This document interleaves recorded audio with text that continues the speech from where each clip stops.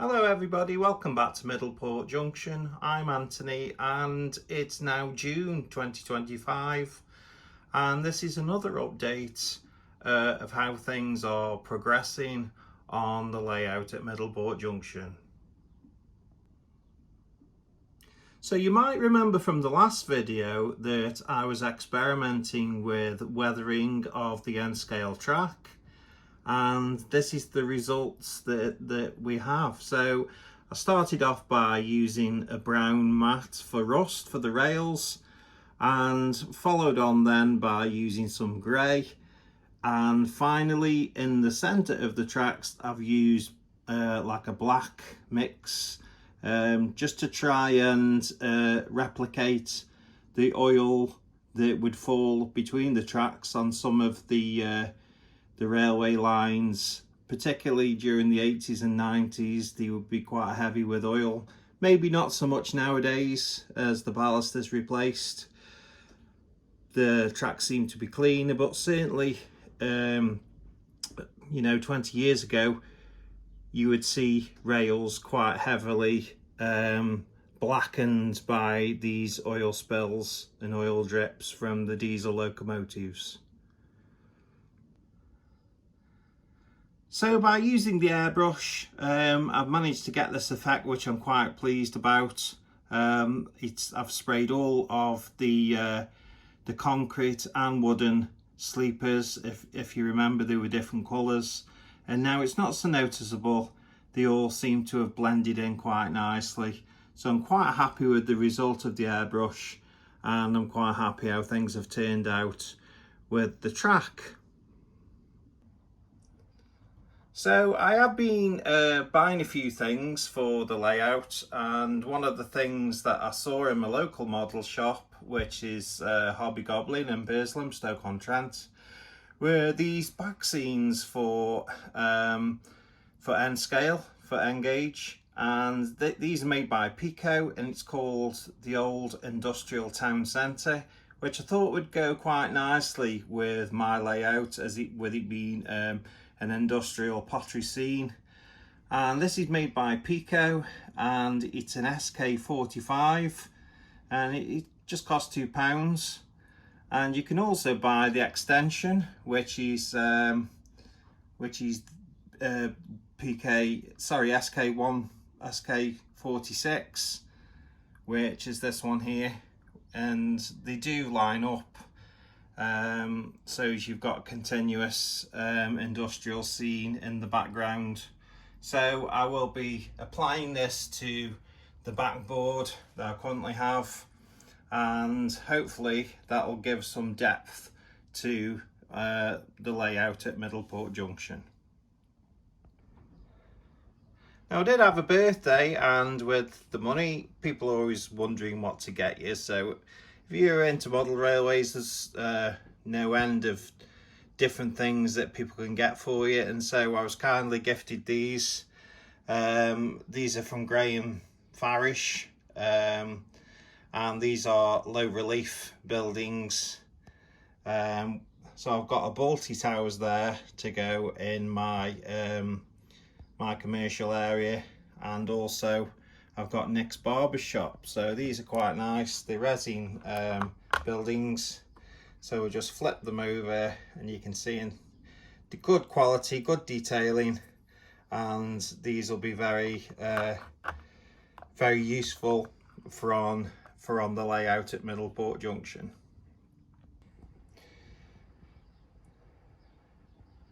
Now you might remember previously in one of my previous videos that I managed to get these resin buildings from my local hobby shop, which is Hobby Goblin in Burslem, Stoke-on-Trent. And these are actually bottle kilns that I purchased a while ago, and also a couple of workshops as well for my my pottery factory.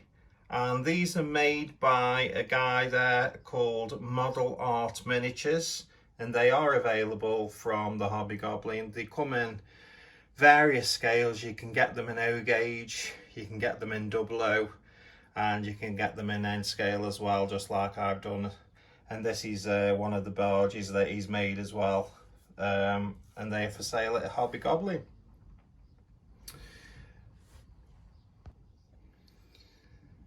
So to help with my industrial scene there with the bottle kilns, I wanted to create some kind of cobblestone paving, and came across these on the internet, which are an actual plaster cast of, you put them in a mould, you put the plaster in a mould, and they come out like this. And you can be quite creative with these. You can use them for walls, or you can use them for stone paving.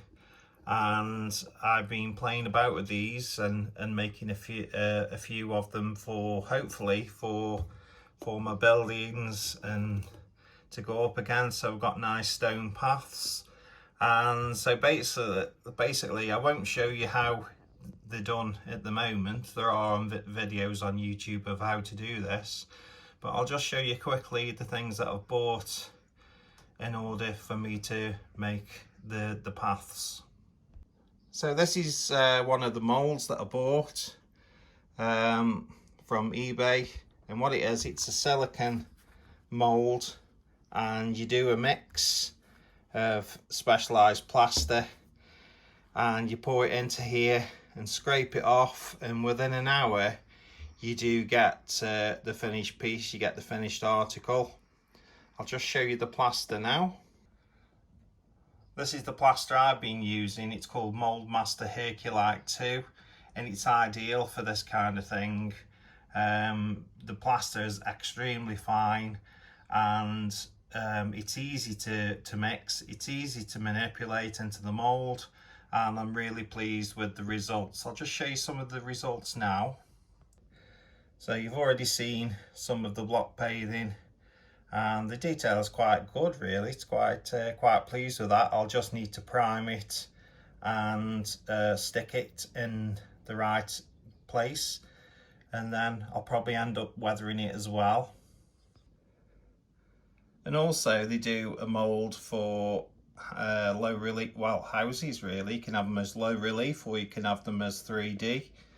Again, made out of the plaster. You can see all the brickwork, and that's the gable end, and that's the front of the house there, which could be painted as for your requirements yourself. So I'm going to be trying these over the next few weeks to see if I can get some kind of paving done for the industrial scene, and perhaps do some low relief houses as well, which will go alongside mellow relief shops. So other things that I've purchased from the model shop, I've got a line side kit from Peco, which is a flexible field fence, which I'm going to use around the perimeter of my industrial pottery factory. I've also bought this one as well. It's got different gates, so you've got a style and you've got a field gate and different things. I think they call it a kissing gate. So I'll be using those. And also, I don't think you're ever short in railways, model railways, of your buffers, your buffer stops. So I hope you've enjoyed this quick update. Just a few ideas that I've got for the future. I have decided as well that I'm going to make this this layout into an oval eventually, just so that I can have trains running round in a loop rather than an end-to-end layout. It's just something that I've decided to do. But this part here will be my industrial section, and the forefront of that will be obviously the pottery factory, and we'll see how we get on. So thanks for watching. If you haven't already done so, please subscribe, and you can have future updates if you subscribe, and click the bell if you like, and I'll see you all soon. Bye for now.